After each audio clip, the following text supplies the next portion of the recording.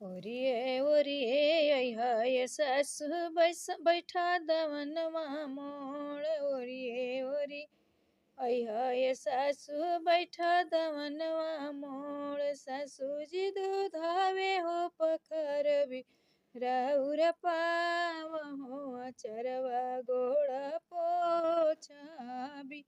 ये सासू जी दूधावे हो पखरबी राउर पावहो अचरवा गोड़ पोछाबी।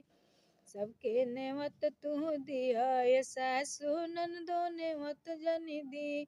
सबके नेवत तू दिया ये सासू ननदो नेवत जनी दी।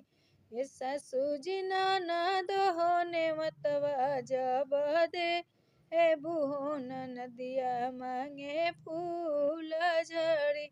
ये सासू जी ननदो हो नेवतवा जब देबू ननदिया मांगे फूल झड़ी। सब गहना में टीका बड़ा है वो भी ननद के दान। सब गहना में टीका बड़ा है वो भी ननद के दान। ये सासू जी से हो रे ननदिया ले जा आली हो ननदिया मांगे फूल झड़ी। सासू जी से हो रे ननदिया ले जा आली हो ननदिया मांगे फूल झड़ी। सब साड़ी में लंग महंगा है वो भी ननद के दान।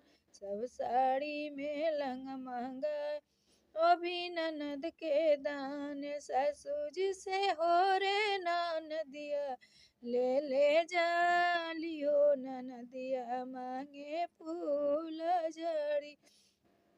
ये सासू जी से हो रे ननदिया ले जा आली हो ननदिया मांगे फूल झड़ी।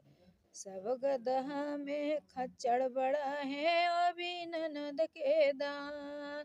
सब गदहा में खच्चर बड़ा है वो भी ननद के दान। सासू जी से हो रे ननदिया ले जा लियो ननदिया मांगे फूल झड़ी। ये सासू जी से हो रे ननदिया ले जा लियो ननदिया मांगे फूल झड़ी। आगे आगे मेरे हैं को चल तू है पछा से ननदी जाए। आगे आगे मेरे खच्चर चल तू है पछा से ननदी जाए। हे सासू जी ससुर जी के नमवा हंसवा वाली हो ननदिया मांगे फूल झड़ी। हे सासू जी ससुर जी के नमवा हंसवा वाली हो ननदिया मांगे फूल झड़ी। हमरा भसुर जी के नमवा हंसवा वाली हो ननदिया मांगे फूल झड़ी। हमरा स्वामी जी के नमवा हंसवा वाली हो ननदिया मांगे फूल झड़ी। हमरा देवर जी के नमवा हंसवा वाली हो ननदिया मांगे फूल झड़ी। धन्यवाद बहनों। अगर हंसी मजाक वाला ननद भौजाई के नोक झोंक वाला खिलौना अच्छा लगी तो लाइक कमेंट सब्सक्राइब करब।